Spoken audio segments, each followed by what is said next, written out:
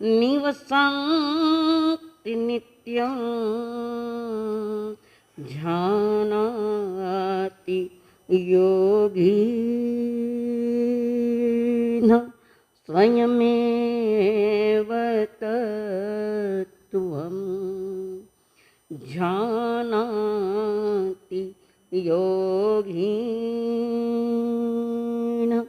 स्वयमेव तत्त्वम्। तुम ही तो मेरे माता पिता हो, तुम ही तो मेरे बंधु सखा हो, तुम ही तो मेरे माता पिता हो, तुम ही तो मेरे बंधु सखा हो। कितने रिश्ते तुम संग जोड़े, कितने रिश्ते तुम संग जोड़े, कोई तो रिश्ता जरूर होगा, कोई तो रिश्ता जरूर होगा। ते चलते पहुँच न पाई, चलते चलते पहुँच न पाई, मेरी लगन का कसूर होगा, मेरी लगन का कसूर होगा। पंच परमेष्टि को प्रणाम। प्रणाम करूं परमात्मा स्वरूप सद्गुरुनाथ को, संयमी जीवन के सहयोगी साध्वी मंडल, जिन्होंने हमारे जीवन में खुशियां भरी, ऐसे अनंत अनंत उपकारी आदरणीय अम्मा जी महाराज, जिन्होंने खुशियों का खजाना पाने के लिए हमारा हाथ पकड़ कर करुणा भय हृदय से सद्गुरुओं के चरणों में हमें पेश किया। वे अनंत अनंत उपकारी मेरे संसारी स्वर्गस्थ पिताजी एवं स्वर्गस्थ माताजी, धर्म सभा में पधारे हुए परम सौभाग्यशालियों, आप सभी के भीतर में विराजमान भगवान आत्मा को मेरा प्रणाम करो। जिन धर्म ठहरा है नवकार मंत्र के आधार पर, जो जिन होते हैं, जिन यानी केवली भगवान, जिनेश्वर देव, जिनकी देशना चलती है, तो हमारे जीवन के लिए उनकी देशना वैभव विकास, आत्म वैभव का विकास करने वाली है। जिन देशना का प्रारंभ ही नवकार मंत्र से होता है। कोई नवकार मंत्र बोलता है न कोई नवकार सूत्र बोलता है, भाषा भेद है। कोई कहता है मंत्र नहीं हमारे यहाँ, मंत्र शब्द नहीं है, शायद समझ में नहीं आया हो। कोई कहता है नवकार सूत्र न कोई कहते हैं नवकार मंत्र। इशारे तो 5 पद के सामने ही है, सारे संकेत 5 पद के लिए हैं। कल आपके सामने परमेष्टि की थोड़ी बात रखी, वो जो परम परमेष्टि यानी जो आत्मा के लिए परम इष्ट है, उत्कृष्ट है, जिनेश्वर देव स्वयं पहले इष्ट बन जाते हैं, फिर देशना देते और पंच परम इष्ट की बात करते हैं। तो ये जो पंच परमेष्टि है, ये सारी के सारी भव्य आत्माएं हैं। अभवी दीक्षा भी ले तो उसके पास नमो ले सब सामों का पद है ही नहीं उसके पास। ये जो 5 इष्ट है, मानव जाति के लिए, खाली जैनियों का विषय नहीं है, मानव जाति के लिए इष्टकारिक है। तो जीव की साधना जो प्रारंभ होती है वो नमो लोये शुभ सामनम से प्रारंभ होती है, पुनः उबच्छायाणम, पुनः आयर्याणम, पुनः अर्खंताणम और बाद में सिद्धाणम है।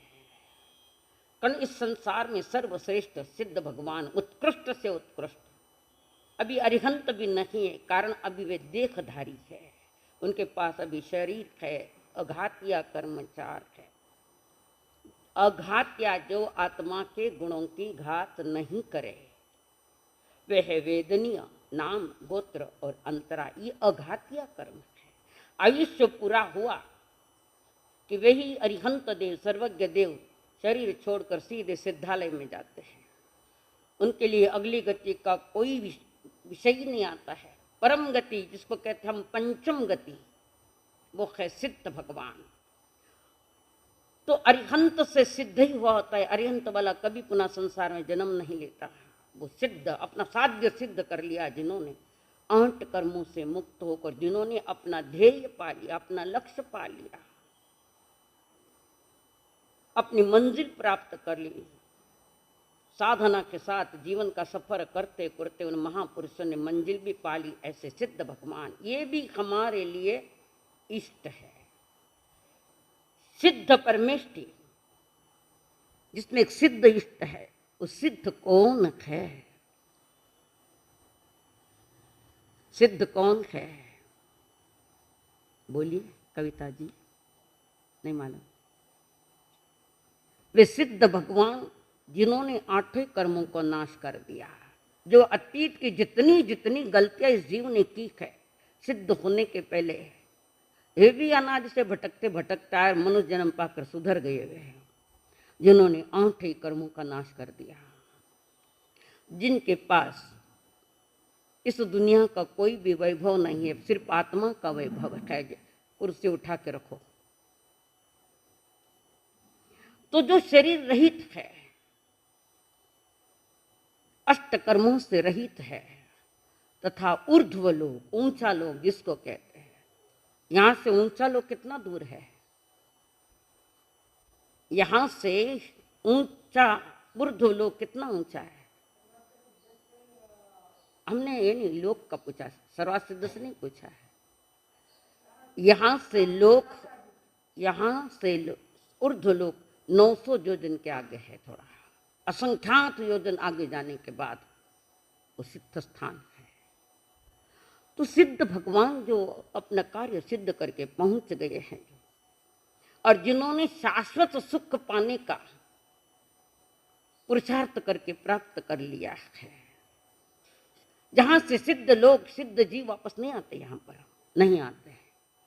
कारण जन्म की जो जड़ है, जन्म जो होता है 4 गतियों में चक्कर चलता, उसकी जड़ है मिथ्यात्व और राग द्वेष। जिनके ये सारा कचरा ही निकल गया, कर्मों का कचरा, सिर्फ अपने आत्म वैभव से जो परिपूर्ण है, उन्हें हम नमो सिद्धाणु कहते। ये भी इष्ट है मेरे लिए, कारण ये पूर्ण विकास वाली आत्माएं है, जो लोक के अंत में और सर्वार सिद्ध से आगे 21 योजन, यहाँ से सर्वार सिद्ध विमान से 12 योजन आगे सिद्ध शिला है, जो स्फटिक रत्नों की बनी है। स्फटिक, अरे सारे पृथ्वी का एक जीव है, उससे बनी है। तो सिद्ध कहाँ बैठेंगे उस पर? वे उसके आगे जाते हैं 9 योजन और आगे, जहाँ लोक का अंत हो गया, उसके आगे कुछ भी नहीं है, सिर्फ एक आकाश तत्व है। तो सिद्ध भगवंतों ने जो 8 गुण नष्ट, 8 जो कर्म नष्ट किए, उसका कोई न कोई तो फल तो मिला होगा। ज्ञानावरणीय कर्म क्षय किया तो उनको केवल ज्ञान हो गया। ज्ञानावरणीय कर्म का पूर्ण क्षय, और अनंत पदार्थों को, लोक को एक साथ जो जानते हैं, ऐसा केवल ज्ञान उनको है। अनंत दर्शन, ये गुण प्राप्त किया दर्शनावरणीय कर्म के क्षय से। अनंत पदार्थों को सामान्य से देखते हैं। दर्शन सामान्य को देता है, सामान्य का ज्ञान होता है। जैसे ये घड़ी है, ये सामान्य है। अब वो घड़ी किस कंपनी के है, कैसी है, क्या रेट है, वो ज्ञान में जाता, उसकी जानकारी ज्ञान देता है। दर्शन जानकारी नहीं देता, दर्शन इतना कहता है ये है घड़ी है, तब वो कैसी है न क्या है, उसका जवाब ज्ञान में मिलता है। तो इस दर्शन गुण जो पूर्णत्व को प्राप्त कर लिया है, तो जो विशेष को भी जानता है, सामान्य को भी जानता है, तो वे ज्ञानावरणीय और दर्शनावरणीय 2 कम, ये इनका अर्थ है। इनका तीसरा है अव्याबाद गुणत्व, वेदनीय कर्म पूर्ण क्षय कर दिया। साता असाता जिनके पास कुछ नहीं, कारण साता और असाता का अनुभव शरीर के माध्यम से किया जाता है। सिद्ध भगवान के पास वो शरीर भी नहीं और वेदनीय कर्म भी नहीं है। उसके बाद अनंत सामर्थ्य को ये देता है अव्याबाद गुण। उसके बाद क्षायिक सम्यकत्व यानी मोहनीय कर्म, जो हमें आकर्षित कर रहा है, जो मेरी आत्मा बाहर के जगत में आकर्षित हो रही है, उसका मूल कारण है मोहनीय कर्म। बिगड़ी दृष्टि और बिगड़ा चारित्र, ये दोनों ही मोहनीय कर्म के उदय में है। और ये जब ये नष्ट हो जाते हैं तो उन्हें क्षायक सम्यकत्व की प्राप्ति होती है, साथ में क्षायक भाव की भी प्राप्ति होती है, वो सिद्धों के पास है। आगे है अवगाहन, आयु कर्म के पूर्ण क्षय होने से प्रकट होने वाली जो आत्मा का जो सामर्थ्य है, अनंत सामर्थ्य है। कितना सामर्थ्य आत्मा के पास? अनंत है। क्यों क्यों है अनंत? उसका कारण है जिनके ज्ञान में लोक का लोक सब समा जाता है तो वो तो अनंत ही होगा। पर अलोक और लोक दोनों ही उनके ज्ञान में समाहित हो जाते हैं तो शक्ति उतनी है। अनंत को जानने देखने की शक्ति सिर्फ केवली भगवान में है। और भी शक्ति 14 पुरधारियों के पास भी अनंत को जानते हैं, अनंत को जानते हैं, अनंत का अनुभव करते हैं, परंतु अभी उनका ज्ञान खंडित है, अखंड ज्ञान नहीं। इसलिए 14 पुरधारी भी वैसे ही जानते हैं जितने केवली भगवान जानते हैं। कौन हुए अंतिम 14 पुरधारी? 14 पुरों के, और क्षमा श्रमण उसके आगे है जो 1 पुरो, उसके बाद ज्ञान विच्छेद होता गया। अंतिम जिसको हम कहते पूर्वधारी वह है भद्रबाहु स्वामी। 14 पुरों के ज्ञाता है वह। ज्ञान उतना ही है 14 पूर्वों का, जो केवलियों के पास पूर्ण ज्ञान है वैसा ही है, पर ये खंड से जानते हैं और केवली अखंड में उनके ज्ञान में आता है। 14 पुरधारियों को तो वहां जाना पड़ता है, उपयोग वहां लगाना पड़ता है, जिसको जानना है वहां उपयोग लगाना पड़ता है। पर केवल ज्ञान होने के बाद सारा के सारा लोक का लोक समा जाता है, इसलिए अनंत शक्तिमान उसको कहा है। उसके बाद आगे सूक्ष्मत्व नाम कर्म, जिसको किसकी उपमा दी नाम कर्मों को? रंगारी रंगेज, चित्रकार के समान, वही चित्रकला उसके समान वो भी कर्म खत्म हो गया। अब अपने स्वभावगत में वे रमण कर रहे सिद्ध भगवान। उसके बाद 8वां जो गुण आता है अंतराय कर्म का क्षय होने के साथ अनंत वीर्य गुण। अंतराय कर्म के पूर्ण क्षय होने से आत्मा में अनंत शक्ति रूप सामर्थ्य प्रकट होने के कारण वे अनंत वीर्य है। सिद्धों के पास है ये इतनी अनंत, इतनी शक्ति है उनमें कि वो जीव अपना ट्रैक छोड़ के कहीं नहीं जाता। जैसे पटरी पर ट्रेन चल रही है, थोड़ा सा भी ट्रैक चूक गया कि एक्सीडेंट है ट्रेन का, वहां ऐसा नहीं होता है। उनके वो गुण है, अनंत गुण इतना मजबूत है, जिसको हम कहते हैं अनंत वीर्य, अनंत शक्ति सामर्थ्य है। अपने ही स्वभाव में रमण करना ये उनका पुरुषार्थ है, वहां भी पुरुषार्थ है। किसी कर्म को तोड़ने का पुरुषार्थ का विषय नहीं है। अपने ही स्वभाव में, मेरा स्वभाव जो ज्ञान दर्शन रूप है उसमें रमण करना, वो उनकी अनंत शक्ति है। अपने शक्ति में, अपनी मर्यादा में, पूर्ण मर्यादा में आत्म प्रदेशों के साथ एक लीन हो गए, वो अनंत। ये 8 गुण मिले। तो ये सिद्ध भगवान जो अपना कार्य सिद्ध कर लिया, इसलिए वे हमारे लिए इष्ट है, अनंत गुणवान है, अनंत गुणों के धनिक है। तो अनंत धनी को, अनंत गुणों के स्वामी को अगर हम इष्ट मानते हैं तो अरिहंत के पास जाकर उस अनंतता को प्राप्त करने का पुरुषार्थ करना पड़ेगा। तो वर्तमान में ना यहाँ सिद्ध तो ऊपर है, ना अरिहंत है, तो यहाँ आचार्य उपाध्याय और साधु है। आगमों का अवलोकन जो करते हैं वे आचार्य उपाध्याय साधु आज भरत क्षेत्र में है, भरत क्षेत्र में। और उसमें भी भरत क्षेत्र में एक ही खंड मिलता है, बाकी सब अनार्य देश है। अनार्य यानी जहाँ पवित्र कर्म नहीं होता, खाओ पियो और मौज करो जैसा ही जीवन है, ऐसे अनार्य देश में ये 5 पद वाले नहीं होते हैं। वे सिद्ध लौट कर नहीं आते, चले गए, वापस आने के लिए नहीं गए। हम जाते तो वापस आने के लिए संसार में, हमारी ये क्रियाएं हैं सारी। तो उस सिद्ध पद पाने का, उस सिद्ध पद को पाने के लिए क्या क्या साधन है?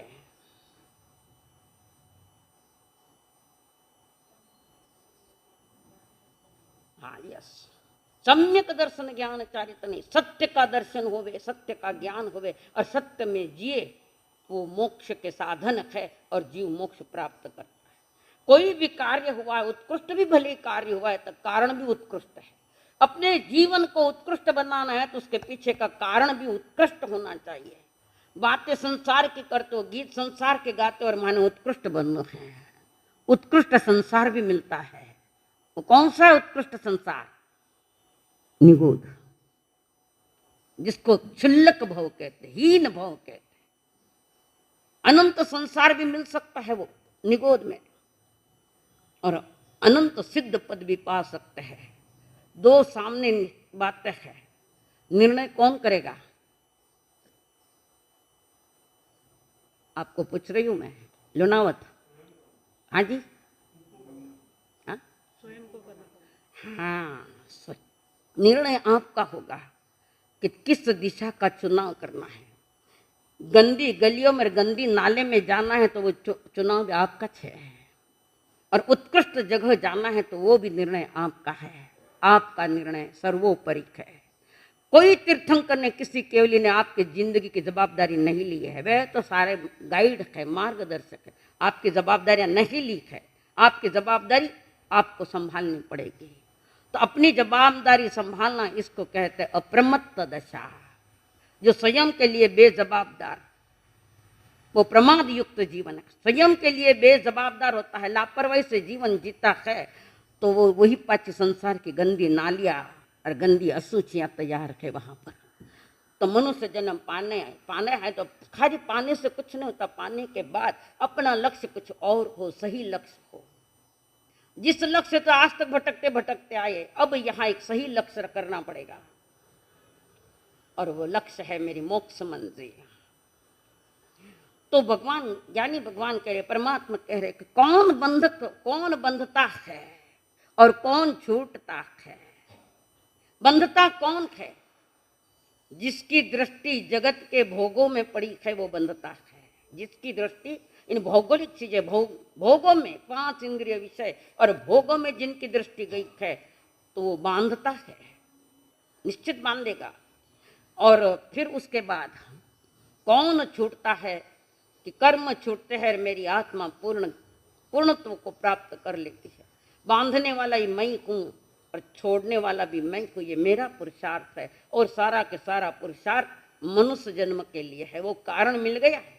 मनुष्य जन्म, जिस शरीर से मोक्ष जाया जाता है, ऐसा मोक्ष पाने का अधिकारी औदारिक शरीर वाला सन्नी पंचेंद्रिय भवी जीव है, और कोई नहीं पा सकता। और किसी के हक में भी नहीं जाता, उनके हक में जाता है। जो सन्नी है, सन्नी यानी जिसको मनन चिंतन अनुभवन करने की शक्ति है, जिसके पास, वो सन्नी जो गर्भ से पैदा होता है, वो सन्नी हो, कर्म भूमि का हो, गर्भ से तय जन्म हुआ हो, वे अधिकारी है इस पद को पाने के। ये परम इष्ट आज थे, भविष्य में रहेंगे, पहले नहीं थे ऐसा नहीं है। ये पहले भी थे, अनादि थे, आज भी है, और भविष्य में भी जो आत्माएं मोक्ष जाने का पुरुषार्थ करेगी तो उनके पास भी ये पंच परमेष्टि बाहर का कारण है। अंतरंग कारण अपने आत्मा का विकास, दर्शन ज्ञान चारित्र पूर्वक। तो ऐसे पंच परमेष्टि जो भगवान है, इष्ट है। आज गुरु को भी हम भगवान कह सकते हैं। आज जो गुरु बैठे उनको भगवान कह सकते हैं। किस अपेक्षा से कह सकते हैं प्रभा भाई, जल्दी बोलो, किस अपेक्षा से बोल सकते हैं हम? मैं अपने को सिद्ध मान सकती हूँ आज भी। द्रव्य निक्षेप, अतीत और अनागत दोनों को स्वीकार करता है। आया ध्यान में? आया कुछ? भूल गए? तो जैसे रजनीश था, तो पूना में उसका क्या ये था, आश्रम था, वो स्वयं को भगवान लिखता था, भगवान रजनीश। गलत नहीं है। लोगों ने कहा कहाँ का भगवान है, भगोड़ा आदमी कहाँ का भगवान है। 4 निक्षेपों की जो व्यवस्था की उसमें द्रव्य निक्षेप मानता है, तो झगड़े का कोई कारण ही नहीं है। मैं भविष्य में हूं तो आज मैं स्वीकृति कर रहा हूं। जैसे श्रेणिक महाराज साहब भविष्य में तीर्थंकर बनने वाले, आज हम श्रेणिक महाराज को तीर्थंकर कह सकते कि नहीं कह सकते? कह सकते हैं, द्रव्य निक्षेप से, पर भाव निक्षेप नहीं मानता। ये सिद्धांत है प्रभु। तो ऐसे पंच परमेष्टि की जो 5 की, एक की यात्रा पूरी हो गई, 2 यात्रा पर है, तो 1 नंबर वाला अरिहंत जो यात्रा पर है मंजिल की ओर चल रहा है, और तीनों अपने पुरुषार्थ से मंजिल की ओर जाने की तैयारियां कर रहे, आचार्य, उपाध्याय और साधु, जिन्होंने थोड़ा थोड़ा दर्शन पाया, चारित्र पाया, महाव्रती बने, अप्रमत्त दशा में भी चल सकते। ऐसा ये मंगल परम इष्ट जो पंच परमेष्टि है, इन पंच परमेष्टियों के द्वारा कईयों को अपना नया जीवन मिल गया। कोई मौत से बचा लिया, जैसे हमारे सूली पर किसको चढ़ाया था? सुदर्शन श्रावक, उसको सिंहासन पर सूली के ऊपर चढ़ा दिया उनको, और उनकी फांसी देने की तैयारियां। तो उन्होंने एक ही बात रखी थी मन में, बाहर नहीं, जो होना सो होना है। अरिहंत नमो श्री सिद्ध नमो आचार्य नमो उपाध्याय नमो, सब संतन को कर जोड़ नमो, पद 5 को त्रिकाल नमो। जैसे अंतर की धारा निकली, तार निकला, एक तार निकला, और शूली का सिंहासन बन गया। इतिहास साक्षी। अनंत जीवों को बचाने वाले ये पंच परमेष्टिगण स्वयं भी बचते हैं और जगत को भी बचाने का पुरुषार्थ करते हैं। तीर्थंकर देव भी पूर्व भव में इतनी करुणा करते कि सारे जगत को मैं दुख से मुक्त करूंगा, इतनी जबरदस्त करुणा, और उस करुणा के बलबूते पर उनका तीर्थंकर गोत्र बनता है। दुखी जीवों के प्रति जो करुणा बहाई है, और उस करुणा के नाम पर उन्होंने तीर्थंकर गोत्र बांध लिया। तो करुणा करी है तो पुण्य बंद कर लिया है, तो वो पुण्य बंद उसके भी निकालने पड़ेंगे बाहर, जब वे देश ना देते हैं, जिनवाणी सुनाते, अनुभव सुनाते, जिंदगी के अनुभव। ऐसे पंच परमेष्टि संसार में महान है, व्यक्ति कोई नहीं है इसमें। इसमें जो गुणात्मक पूजा है, गुण पूजा है। हमारे यहाँ द्रव्य पूजा का कोई विधान नहीं है, भाव पूजा का विधान है। और मंदिर मानव की अगर पूजा हो रही तो हमारा नहीं था, मंदिर में भी नहीं थी पूजा पाठ, भाव पूजा थी, गुणात्मक स्तोवन, वो गुण मुझे प्राप्त। मैं भी मंदिर मार्गी, ऐसा मत समझना, मैं ओरिजिनल तो हम मंदिर मार्गी हम लोग हैं। अब नाम बता दो, खरतरगच्छ मंदिर मार्ग होते। मैं मंदिर का कहाँ विरोध कर रही हूँ, मूर्ति का विरोध नहीं कर रही हूँ। बात ये समझ के लो कि जो पूजा पाठ है वैदिक दशा से आया, वैदिक दर्शन से आया, ओरिजिनल हमारे यहाँ नहीं। कारण भगवान महावीर तो किसी मंदिर में भी नहीं गए, कोई पूजा पाठ भी नहीं किया, फिर भी तो वे सिद्ध बन गए। कैसे बने? आत्मगुणों को विकसित करते हुए बने हैं। तो ऐसे संकट की घड़ियों में आई है माँ कमलावती, नहीं कहीं नाम, कमल प्रभा और श्रीपाल जी। श्रीपाल जी को तो बिठा दिया, उनको रोक दिया वहां 700 कोड़ियों का साथ, एक गधा था, गधे पर बिठा लिया। और मां ने देखा मेरे बेटे को कोड़ की बीमारी हो गई, वो झड़ता है, भयानक बीमारी। ये भी राजरोग जैसा ही है, पर आजकल दवाइयां निकल के काफी इलाज हो जाता है। तो कमल प्रभा ने जब अपने बेटे श्रीपाल जी को देखा कि वो भी कोड़ में आए, टेंशन आई है, भगवान ऐसे कौन से मैंने कर्म किए जो मेरा बेटा ये कोड़ी में आ गया। और कमलावती वहां से निकली, सारे भाई 700 उन्होंने उनको बहन माना, और अपने भाई को कहा मैं सभी के लिए मैं दवा लेकर आती हूँ, आयुर्वेदिक दवा, जड़ी बूटियां लेकर आती हूँ, आप इसको थोड़ा संभालना, आप भी संभालना, इसको भी संभालना। और कमलावती, कमल प्रभा गई जड़ी बूटियां लाने के लिए।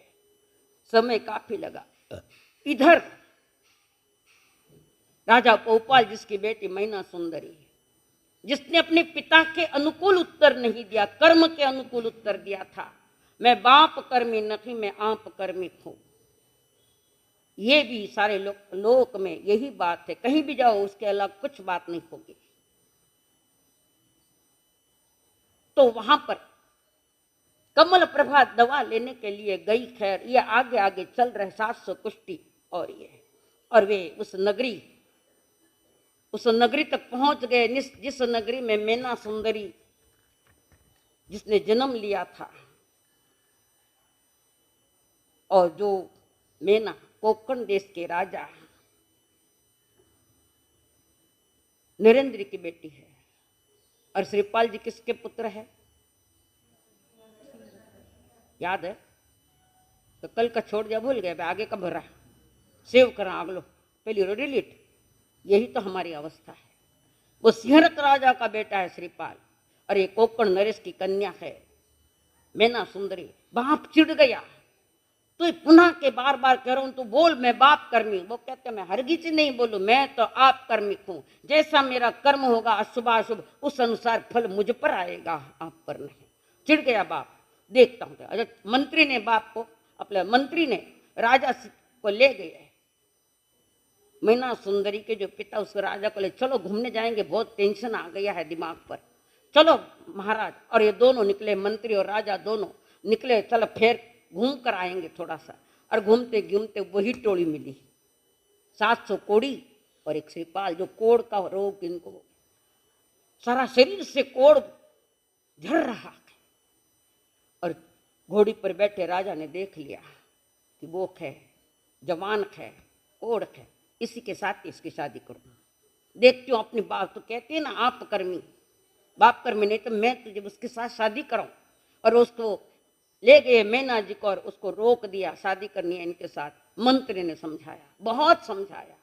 माँ कमल प्रभा, माँ उसकी मैना की माँ, वो भी रो रही है, ये क्या बनाव बन गया। मेरी बेटी को उसके साथ शादी करने की अपेक्षा बावड़ी में डाल दो तो भी चलेगा, पर ऐसा काम मत करो। मंत्री ने समझाया, तुम्हारी कूख है, तुम्हारी बेटी है, तुम बेटी के साथ ऐसा व्यवहार मत करो।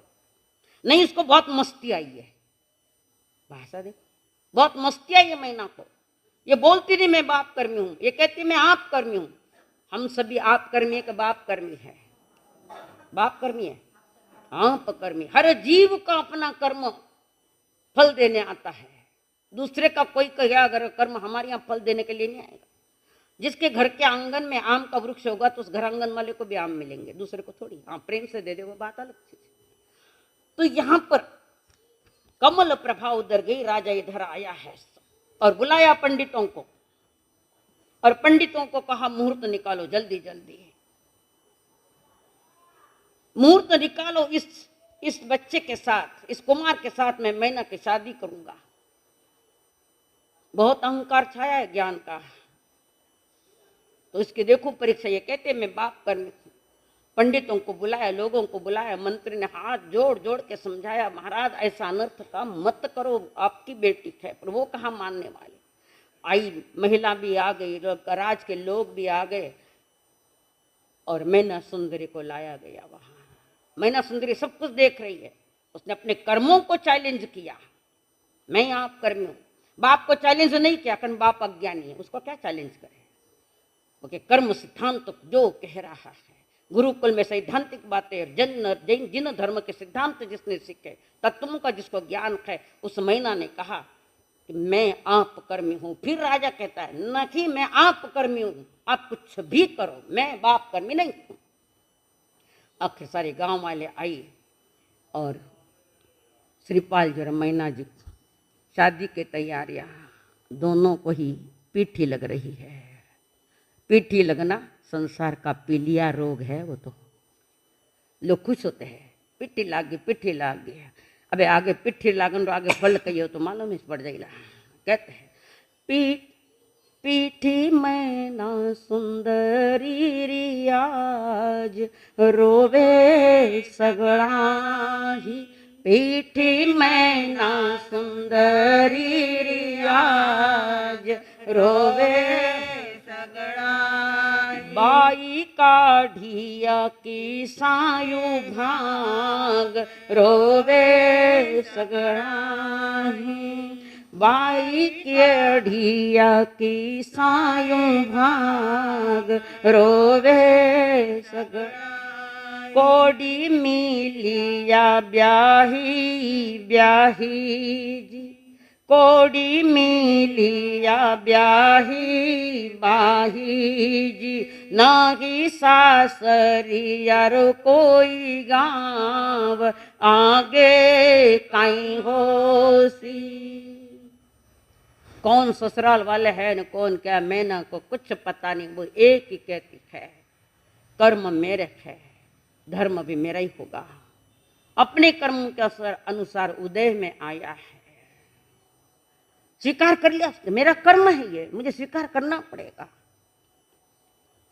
और उसके बाद बारात मैना जी के यहाँ तोरण पर आई है और सखियां गाती है, सात सुपारी लाड़ा सिंगोडारो सट को, सात सुपारी लाड़ा सिंगोडारो सट को। सारा कोड़ी जानी लाया काई खायो घट को, सारा कोड़ी जानी लाया काई खायो घट को। बेस तो थे लाया कोई नहीं कांचड़ी रो बट को, बेस तो थे लाया कोई नहीं कांचड़ी रो बट को। छोरी राये कर्म काटा आयो बाप ने झट को, छोरी राये कर्म काटा आयो बाप ने झट को। सखियां गा रही है, जानी लोगों के लिए भी गाया जा रहा है। कोड़ी जानी है थानी गाई जा विदय हो जा गाया के कोई कोयल बाई सिद्ध चालिया कई बड़े रहा अभी तो कटे गावे अभी कौन तो गाय कई आवे। हाँ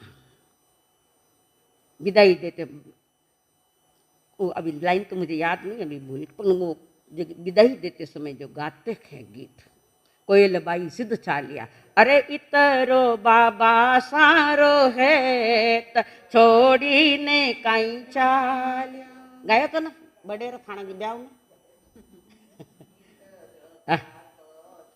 वाह वाह वाह, अब ये सबको छोड़ के जा रही है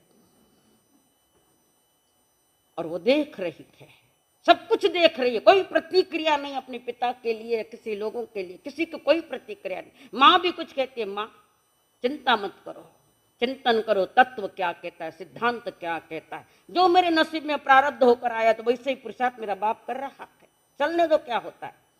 उसके बाद विदाई की घड़िया मैना जी को सर्व बडेरा पाए जी लागो बन दड़ धर्मी आशीष मांगो सुखरी तो आशा सब कोई राखे जैसे कोई दुख में ही राचे मारो धर्म है मारा साथे अरिहंतरी शक्ति माथे। किसका शरणा है, ना पिता का ना माँ का न मंत्री का न धन का न दौलत का, किसका शरणा लिया, अंतरंग में शरणा नौकार मंत्र का लिया, परमेष्टि जो इष्ट है उनका शरणा है। कारण इस संसार में तुम्हें धन नहीं बचाएगा, तुम्हारा धर्म बचाएगा। धन में तो अनंत डूब गए हैं, पर धर्म ने जिनको बचाया, जो जो बच गए धर्म के साथ वे सिद्ध भी अनंत हो गए हैं। और वो कह रही है आप चिंता मत करो माता जी, आपके आशीर्वाद अरिहंत की कृपा परमेष्टि की कृपा मेरे ऊपर है।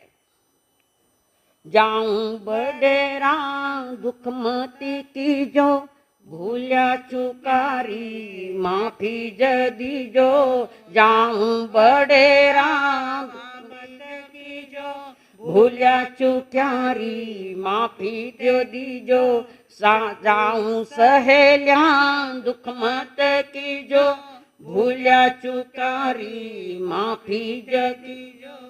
सब बुजुर्गों को, परिजनों को, सहेलियाओं को, सबको कहते मेरे द्वारा कोई गलती होगी मैं क्षमा चाहती हूँ। इसका नाम है प्रतिक्रमण।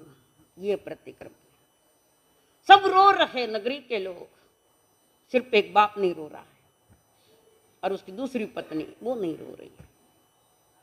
मंत्री भी रो रहे, क्या कर दिया, क्यों बुद्धि भ्रष्ट हुई राजा की और ये काम कर लिया। और सखियां गा रही, वापस विदाई की तैयारियां है। दूल्हे खड़े थे, बारात एक बाजू में खड़ी और सखियां गांव की औरतें गीत गा रही।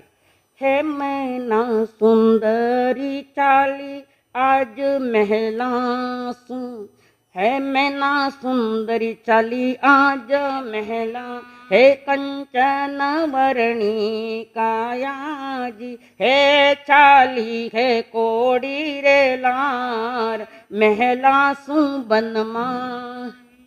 कोयल बाई से चालिया, महल छूट गए, कर्म ने जंगल दिखा दिया। और जो व्यक्ति जंगल में भी जीवन का मंगल मनाता है वो मुक्ति की ओर जाता है। जंगल में भी मंगल मना लिया, जो कुछ है उदय में है, आयत है, ठीक है। और उसके साथ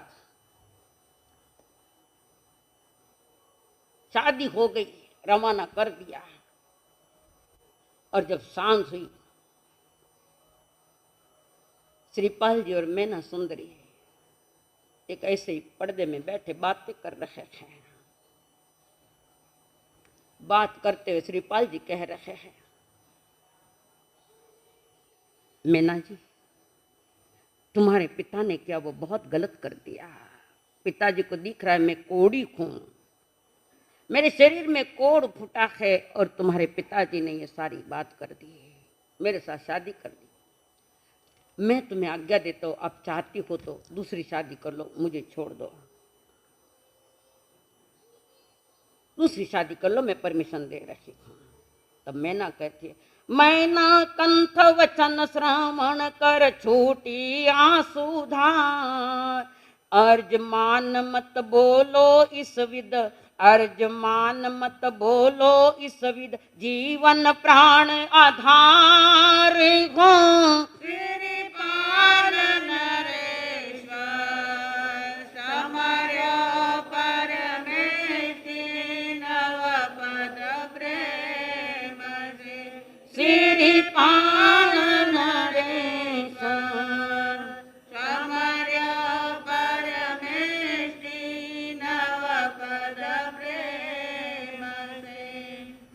मैना का नजरिया कोड़ी शरीर पर नहीं था, मैना का नजरिया आत्मा के साथ था, और आत्मा को कोई बीमारी नहीं है।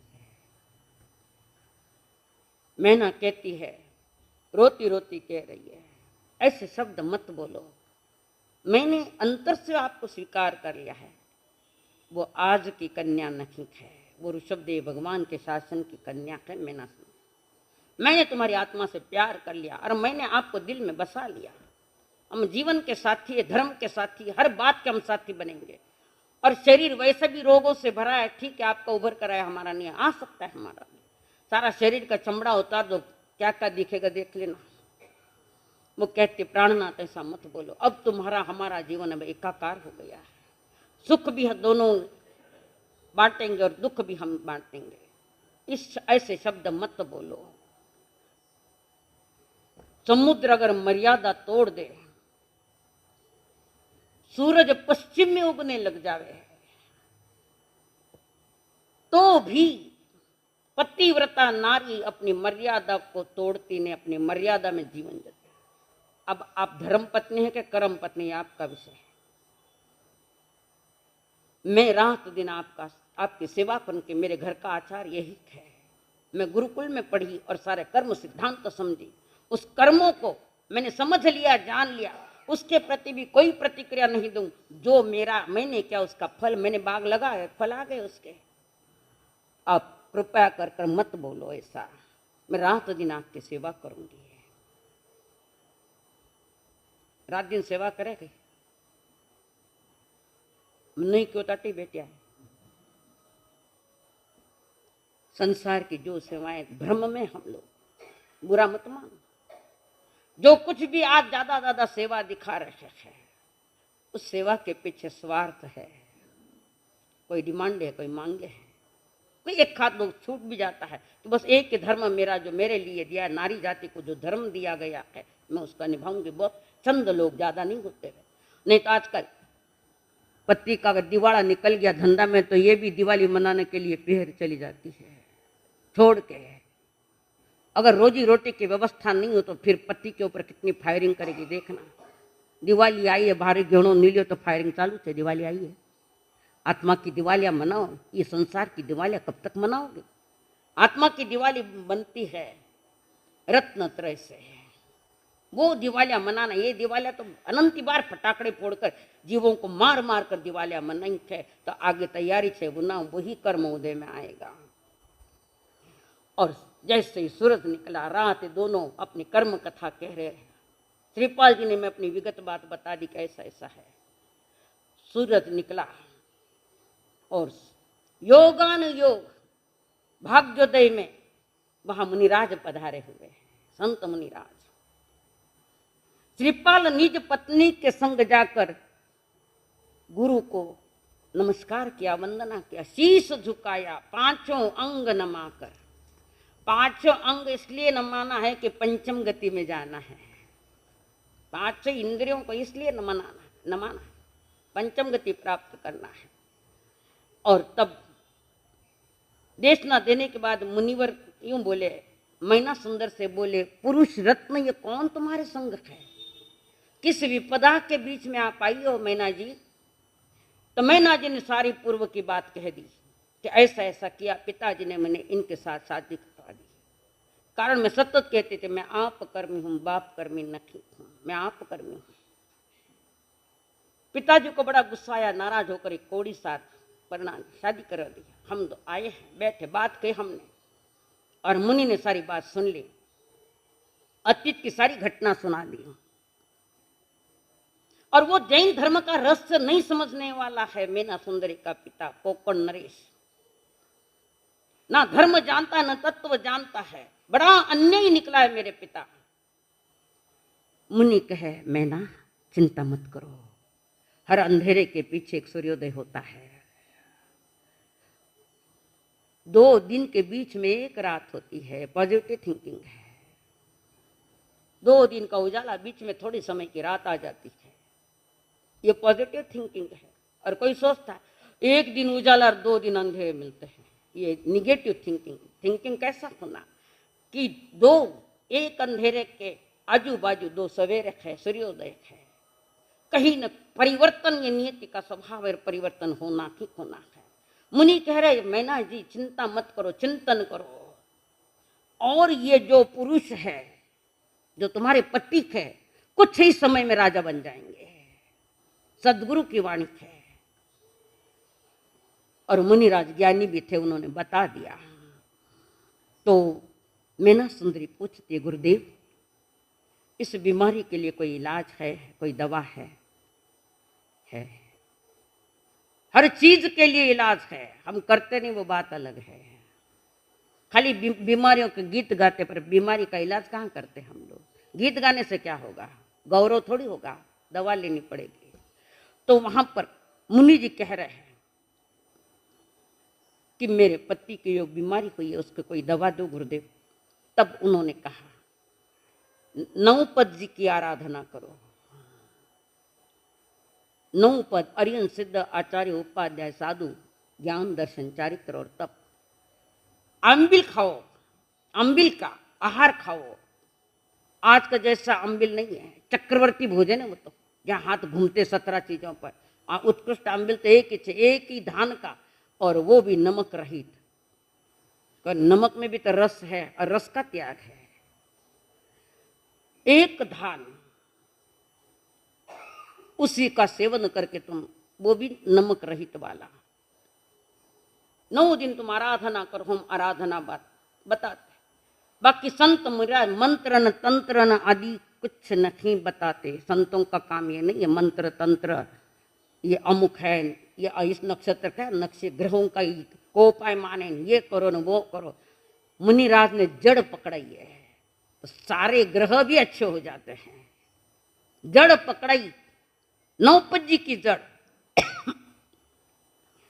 और कहा ज्ञान दर्शन चारित्र तपस्या, जो आगम में बताई है, शरीर की बीमारी जाती है और आत्मा की भी बीमारियां उससे नष्ट हो जाती है। और गुरुदेव ने कहा ओम ह्रीम श्रीम बीजाक्षर, एक एक पद के पीछे बोलना। ओम ह्रीम श्रीम बीजाक्षर, ये ओम ह्रीम श्रीम ये क्या है? ये देवियां है। जो कठरे वे देविया ग्रह पर, वाह याद आ गई, ग्रह पर है जहाँ जलाशय है, जलाशय जिसको आज की भाषा में पानी अड़ा भी नहीं कहे, वो पानी अड़ा देते वो बनाते हैं कुछ डैम, कहीं इंग्लिश शब्द याद ही नहीं आया बेगा, डैम बनाते हैं, उस पर ये देवियां नाचती है, नृत्य करती है, सद्भावना वाली भी है वे। तो वे देवियां उनको कह दिया ओम ह्रीम श्रीम, गुरुदेव के नित्य नियम में भी आता है ओम ह्रीम श्रीम क्लीम आदि आदि आते हैं, ये देवियों के नाम है। और हर पद के पीछे ये बोलना और मन वचन कर्म यानी काया से शील पालना, और ये जाप अहो दिन करो, अहोरात्रि करो, नव पद का ध्यान धरना है। अब ये तो नए देश में आए, इनके पास आयम्बिल की क्या व्यवस्था। अचानक एक श्रावक जा रहा था, मुनिराज ने कहा श्रावक जी जरा इधर पधारो, और श्रावक जी को बुलाया, ये लोग हैं इनको आयम्बिल की व्यवस्था करना है सारी, क्या आप जवाबदारी हो गुरुदेव, आज हमारा भाग्योदय है कि मैं इतनों को आयम्बिल करवाने की व्यवस्था करूंगा। मैं भाग्योदय माना, भाग्योदय है ना, आयम्बिल लोड़ी चल रही है आपकी ओर से, बहुत अच्छा है, कौन क्या कहे इस पर कभी विचार मत करना, जिस दिन हम स्टेटमेंट देंगे उस दिन समझना थोड़ा गलत हो गया, अच्छा चल रहा है चलने दो, दुनिया कहती रहेगी, दुनिया का क्या विषय है। तो वहां पर श्रावक जी ने फौरन कह दिया हम आयम्बिल करवाएंगे, 700 कुश्ती और श्रीपाल साथ में मैना सुंदरी ने भी तप किया, आयम्बिल तप 9 दिन तक प्रारंभ करे, आसोज का महीना, यह आसोज का महीना है, शुद्ध पक्ष में सप्तमी से प्रारंभ होता है ये। और श्रावक जी अपनी खुशियां मनाते हुए तैयारियां जोर जोर से चल रखी है, और सभी 700 कुश्ती और श्रीपाल जी, पहले अम्बिल जो हुआ, रोग की जो जड़ है वो जल गई, जड़ सी निकाली है। और उसके बाद जब पे जब नौपद जैसे करते करते करते 90 महीने में कंचन जैसी उनकी काया हो गई, सभी की, श्रीपाल जी की और 700 कुश्तियों की काया कंचन वर्ण हो गए, और उन्होंने अनुभव देखकर श्रीपाल जी कह रहे 9 पद की महिमा, और पुनः गुरुदेव के पास है, गुरुदेव आपके उपकार हम जन्म जन्म तक नहीं भूलेंगे, आपने हमारी शरीर की बीमारी निकाल दी। और फिर ये 9 पद जी की जो साधना दी है वो आत्म साधना की है, आयम्बिल शरीर की साधना है और 9 पद जी आत्मा की साधना है। आपने ये साधना दी, आपके गुण कहाँ तक गऊ में। और एक आसोज महीने में होती है और दूसरी ओली चैत महीने में, वहां भी ऋतु परिवर्तन है, तो शरीर स्वस्थ रहे इसलिए आयम्बिल की साधना उन ऋषि मुनियों ने दी है। और कहते हैं चैत सुदी सातम से पूनम फिर भी विद लीजे, इस भव पर भव सुख मिलेगा, जाप अहो निश कीजे, हो श्री पान नरेश्वर समर्यो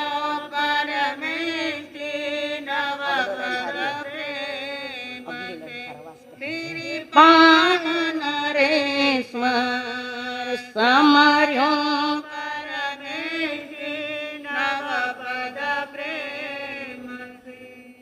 तावत जारी डायन सायन भूत प्रेत टल जावे, रोग शोक दुख दारी दर भी उभान की रहावे, हो श्री पान नरेश्वर समर्यो परमेशी नवपद प्रेम से, श्री पान नरेश्वर समर्यो परमेशी नवपद प्रेम से। श्रीपाल जी की और उन कोड़ियों की कंचन वर्णी जैसी काया हो गई है, सारे संकटों को दूर करने वाला, भले लौकिक लौकिक भी कोई संकट है या लोकोत्तर भी कोई संकट है, शरीर का है या अर्थ का भी, सारे संकटों को दूर करने की क्षमता इन पंच परमेष्टि मेरा 9 पद में है। कहते इस पंच परमेष्टि के करोड़ों देव सेवा में रहते हैं। करोड़ों देव। कहीं आया है ताना शिव मंदिर में आया देवी देवता कहीं आवे सेवा में, सूर्यपति थोड़ा तो 1 करोड़, सूर्यपति इंद्र इंद्राणिया देवता करोड़ों करोड़ देवी देवता इनके सेवा में है। और ग्रंथकार ये कहते हैं 5 पद के 35 अक्षर है। 35 थे ना, कटायो प्रथम 5 अक्षर 7 अक्षर पढ़ो, 5 पढ़ो चितलाए, 7 7 9 अक्षर पाप सकल छे। इन 5 पदों की 35 लाख देवता सेवा करे, सेवा करे तने उनको साधना में सहयोग दो, किसी का कष्ट आवे नहीं, किसी को कुछ होवे नहीं। ग्रंथकार कहते हैं 35 लाख देवता सेवा करे पंच परमेष्टि की। और उसी समय सारे के सारे नौजवान जैसे हो गए, सबका कोड़ी का रोग चला गया। और वो मैना जी कह रहे धन धन है मुनिराज जगत में जो हमारे दुखों का निवारण करते हैं, दिशा देते, मार्ग देते, धर्म दवाई देते हैं, धन्य है वे मुनिराज। और उसके बाद गुरुदेव आपकी कृपा से हम निरोगी हो गए और हम अब ये असोचेत ये एम्बिल पोलिया करते रहेंगे, संकट भी नहीं आवे। और सारी बीमारियां जाने के बाद उसके बाद सभा में 2 बैठे हैं श्रीपाल, सभा में अभी बाहर से जा रहे संत दर्शन में, बीच में दवाई लेकर माँ आई है कमल प्रभा, दवाई लेकर आई है जड़ी बूटियां। वो जड़ी बूटी के पहले ही 9 पज्जे ने क्लियर कर दिया काम, आखिर धर्म ही काम करता है। तो जैसे ही मां को देखा आते हुए और श्रीपाल जी और मैना सुंदरी जा रखे हैं, मां को थोड़ा अजब लगा, ये कौन है। मन में पक्की कोई संशय नहीं किया कि किसी दूसरे को लेकर आएगा करके, संशय नहीं किया। पर मां को पता है कि मेरा बेटा गुणवान है, तो गुणवान बेटा गुणवान ही बहू लेकर आएगा। अब आज की क्या व्यवस्था है सबको मालूम है, न बोलना इतना ही अच्छा है। तो माता ने जैसे देखा और पहले श्रीपाल जी ने चरण छुए माँ के कमल प्रभा के, और पुनः चरण छुए मैना को। श्रीपाल जी पांव पकड़ कहते माँ इनके महान उपकार है, मैना जी के ये आपकी बहू है, इसके महान उपकार है। मुझे जो बीमारी हुई थी, जो धर्म की धारी मैना सुंदरी जो आपकी पुत्र वधू है, ये मुझे गुरुदेव के पास ले गई और वहाँ के साधना लाकर हमने साधनाएं की, जैसी जैसी साधनाएं दी वैसे वैसे हमने साधना की और साधना के बल बूते पर मेरी काया कंचन जैसी हो गई। माँ ये महान उपकारी आपकी बहू है। और सासू गले लगती है, बेटा तेरी जो ये ऋण है मैं जन्म जन्म तक नहीं चुका सकती। तुमने मेरे पुत्र को वहां लेके गई संतों के पास, साधना ली, साधना करवाई और कंचन वर्णी हो, 700 पुष्टि भी कंचन वर्णी हो गए और आप मैं भी कंचन वर्णी हो गया, मेरी बीमारी चली गई। माँ ने आशीर्वाद दिया, बेटा ये धर्म की कड़ी जब तक मंजिल नहीं मिले तब तक चलती रहे धर्म की कड़ी। कमल प्रभा बहुत खुश है, कारण वो भी तो राजकन्या थी, मैना सुंदर, दिखने में अत्यंत सुंदर। और होने के बाद खूब हृदय से आशीर्वाद दिया। थे कई आशीर्वाद दो ब्याह हुआ पचे पूता फलजो न अमुक फलजो ने कहते कहे भाई मैंने तो कहवे ना दूध फलजो ने पूता फलजो कई कई कहवे के मैंने नहीं मालूम ये सब, पर कहवे कई थी सुनियो मैं। और इन्होंने कहा बेटा ऐसी साधना करो कि पुनः ये शरीर आत्मा दोनों ही निरोगी हो जाए, ये माँ के आशीर्वाद। और उसके बाद वो माँ कह रही है, कमल प्रभा कह रही है, हे कुलवर्धक कुलो धारणी गुण नावे नहीं गाया, ले यस निज प्रीतम को तेने, ले यस निज प्रीतम को तेने, पूर्ण चंद्र बनाया हो श्रीपाल नरेश्वर, समरो परमेष्टि नव पद प्रेम से, श्रीपाल नरेश्वर समरो परमेष्टि नव पद प्रेम से। माँ अपने बेटे को देखकर कितनी आनंद की उर्मियाँ उठ रही है। और बहू भी ऐसी मिली जो कुलवर्धनी है, उल्टा नहीं, उल्टा बहू नहीं, कुलवर्धनी, कलावर्धनी, कुल की धारक, जो कुल का नाम रोशन करे, ऐसी बहू मिली। खानदान पर काले माँ पोतने वाली लड़का लड़की की आज कमी नहीं है, पर खानदान पर चार चांद लगाने वाली इन्हीं गिनी लड़कियां और बहुएं हैं, इन्हीं गिनी उंगली पर। बाकी सब कैसे, सब अपने जानते हैं। खाली ये लोनावला की बात नहीं, हर जगह। कारण 41 वर्ष के गांव गांव घूमते घूमते हमने यही दर्शन किया, यही देखा। ऐसी बनो, बहू बनो तो भी ऐसी बनो कि बहू का चेहरा देखे बिना सासू को चैन नहीं पड़े। परिवार हर कोई उससे मिलना चाहते हैं। ऐसी खानदानी को बचा के रखना, खान पान को बचा के रखना है। तो मैना सुंदरी खानदान के तीर खानदान में आई और खान पान भी संभाल लिया। वे परिवार की रोशनी बढ़ाते हैं, खानदान का नाम कमाते हैं वे लोग, ये मैना सुंदरी। और फिर मैना सुंदरी है, श्रीपाल जी और माँ कमल प्रभा। पता चला मुनिराज पधारे हैं। तीनों ही गए मुनि दर्शन के लिए, संत के दर्शन किए। और वही मुनि जिसने दवा बताई थी नवपत जी की। और ये तीनों ही सभा में बैठे हैं मुनिराज के। दिव्य देशना चल रखी है, दर्शन ज्ञान चारित्र तप की साधनाएं बताई जा रखी है, आनंद का मार्ग दिखाया जा रहा है। और ये माँ कमल प्रभा कहती है, बेटा मैना ये जंगम तीर्थ है, हमारे चलते फिरते तीर्थ है। आचार्य उपाध्याय और साधु चलते फिरते तीर्थ है। उन तीर्थ का तो मुंह नहीं देखते। मैं पालिताना चाल्यो तीर्थ करने में कटे शंखेश्वर कट जा महीना शंखेश्वर हर महीने में चक्कर।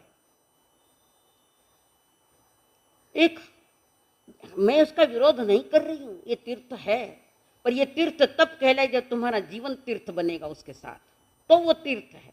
ये चलते फिरते तीर्थ है। प्रतिमा बोलती नहीं है, प्रतिमा बोलती नहीं है, प्रतिमा का अनुभव किया जाता है। वहां बोलना है, तीर्थ तो बोल रहे, दिशा दे रखे है। प्रतिमा पूजनीय क्यों है कि हमारे लिए ध्यान साधना का बड़ा आलंबन है, वो आधार है। अगर ध्यान आदर्श का करना है तो आदर्श भी आलंबन चाहिए, उसके लिए ऊंचा निमित्त चाहिए। ये प्रतिमाएं वो ध्यान का प्रतीक है।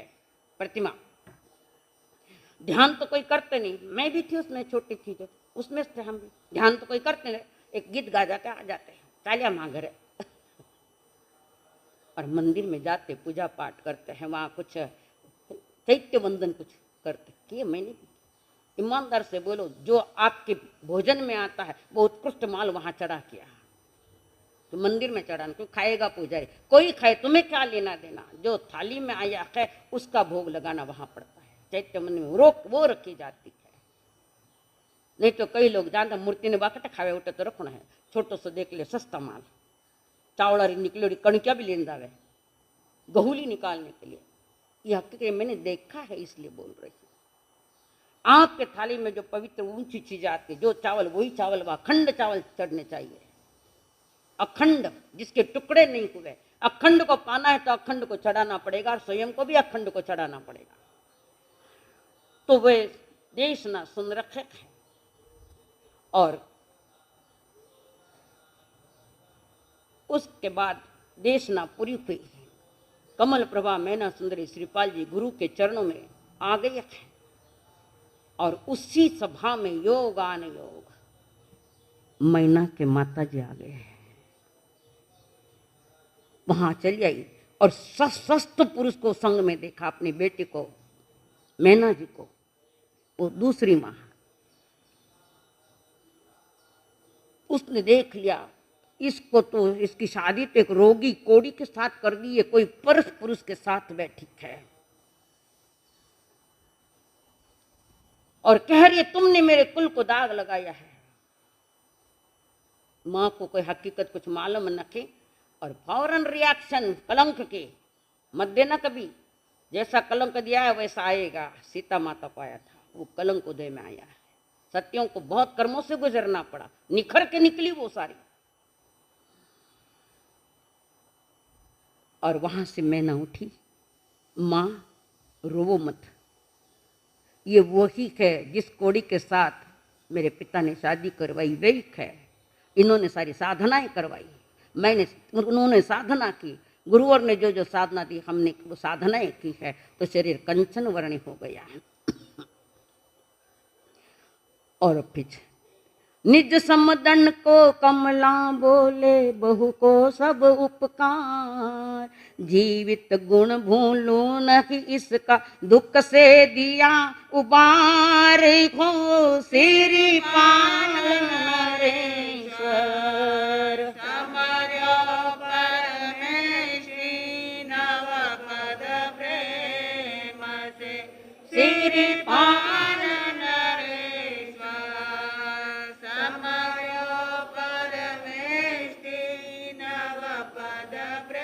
जन्मदात्री के चरण छूने के बाद मैना सुंदरी ने जो कहानी हुई वो सारी बता दी।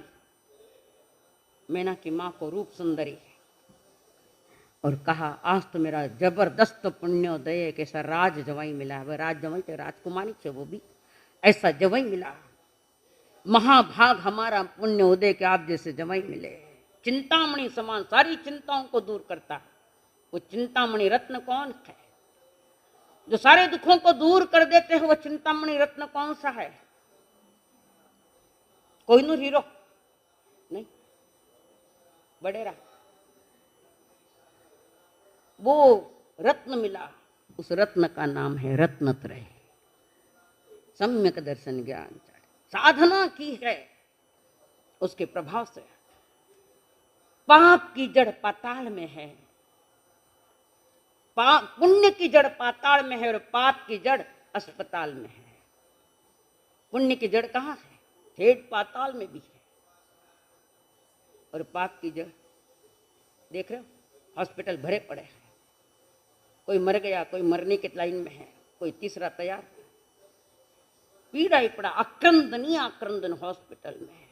देखा नहीं जाता, देखना है तो वहां जाओ, टाटा हॉस्पिटल बॉम्बे, पता लग जाएगा क्या। कर्म रूपी कैंसर की बीमारियां तड़प रहा है। कितनी बीमारियां ऐसी कि आदमी को तड़पाता है। और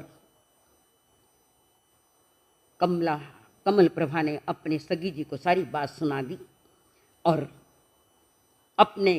फिर उस रूप सुंदर ने अपने पति को भी कह दिया, यानी मैना जी के पिताजी को, ये आपके राजमई है। फिर इधर उनको भी बताया, पुण्यपाल जो था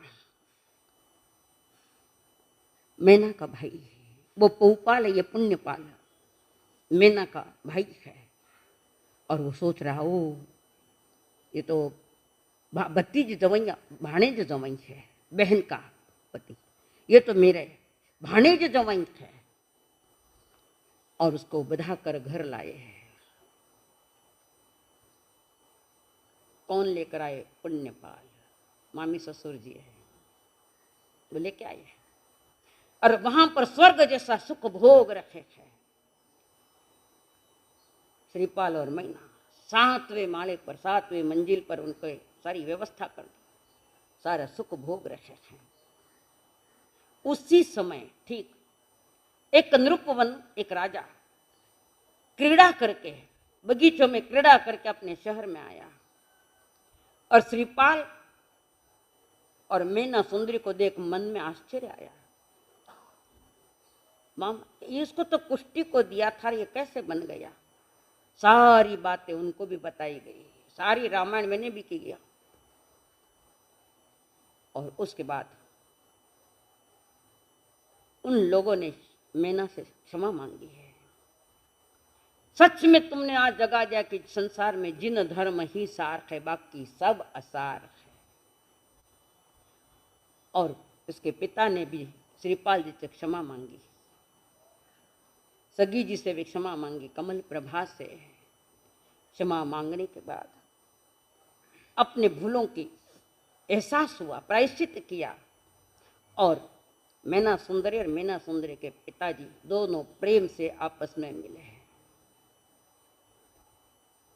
और फिर राजा ने अपना अहंकार छोड़ा और कहा, बेटा आपने जो बात रखी कि मैं आप कर्मी हूं बाप कर्मी नहीं हूं, तो मैंने क्रूरता के साथ तुम्हारे लिए ऐसा व्यवहार किया। पर आज जब मैं प्रत्यक्ष देख रहा हूं, इस संसार में धर्म ही सार है और कुछ नहीं। हर जीव सुख दुख इस संसार में अपने किए गए कर्मों के अनुसार भोगता है। किस प्रकार का बंध है, कितना फल तीव्र है कि मंद है, इस सारे उस अनुसार जिस समय जो परिणाम किए गए हैं। जीव का पतन बाहर से पहले नहीं होता, कभी भी जीव का पतन बाहर से नहीं होता है। पतन का प्रारंभ तो अंतःकरण में से होता है, अंदर के भाव मन में हो जाता है। बाहर से तो बाद में होता है, पर पहले भीतर से पतन होता है। भीतर में अगर पतन नहीं और विकास हो तो किसी की ताकत नहीं कि तुम्हें बाहर में कोई कष्ट देवे है, किसी की ताकत। ये सारा खेल अंदर से चल रहा है। हमारे परिणाम राग द्वेष मिथ्यात्व परिणामों से जीव का पतन है और समत्व भाव से जीव का उत्थान है। आज मैंने जैन धर्म का प्रभाव देख लिया, सब कुछ मिला। और पहुपाल महाराज आदि सब बातें कर रहे हैं, श्रीपाल जी आदि। अब वो नवयुवक श्रीपाल एक दिन वन में खेलने के लिए जावे, सारे सैन्य को साथ में लेकर, बीच वो 700 कोड़ी उनको भी साथ लेकर चले, और बीच बाजार बीच में आए हुए, और जिसकी चेहरे की आभा जो है चंद्रवत आंखें दिख रही है, भाल शशि समान है, लंबी ललाट लंबा सीना, और कहिए लंबी ललाट लंबा सीना लंबी है भुजा। तो ज्योतिषी कहता है तू क्या देखता है, ये तो राजा ही है, ऐसा लाइन याद नहीं आ रही। लंबी ललाट लंबी भुजा लंबा सीना सरे, तू क्या देखे ज्योतिषी ये बैठा राज करे। ऐसा श्रीपाल जी, लंबी ललाट लंबा सीना और लंबी भुजा। सुना है गांधी जी को थे हाथ लंबे हैं, सुना है। अजात बाहु कहते उसको, अजात बाहु। अपने घुटने के नीचे अगर हाथ चले जावे तो वो राज ही करे।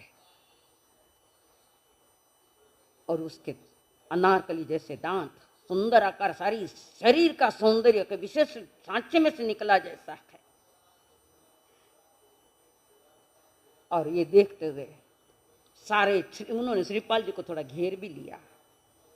क्या तुम्हारा नाम है, कौन हो आप, या बगीचे में बैठे कर, उसके लिए तो अनजान ही देश है वो, किस नगरी से हो, कहां से आए हो, और तुम्हारा क्या परिचय है। श्रीपाल को पूछा तुम्हारा परिचय क्या है। श्रीपाल तो कुछ नहीं बोले। उसी समय मां बोल रही है। किसकी मां? मैना की मां।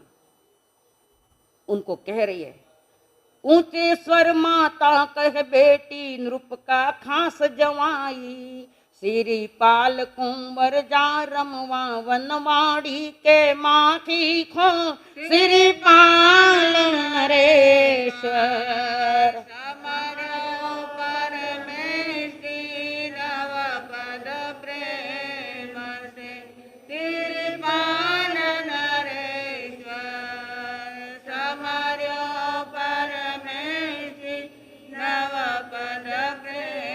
ये परिचय श्रीपाल जी का दिया जा रहा है। श्रीपाल जी ध्यान से सुन रहा, अंदर से सुन रहा है।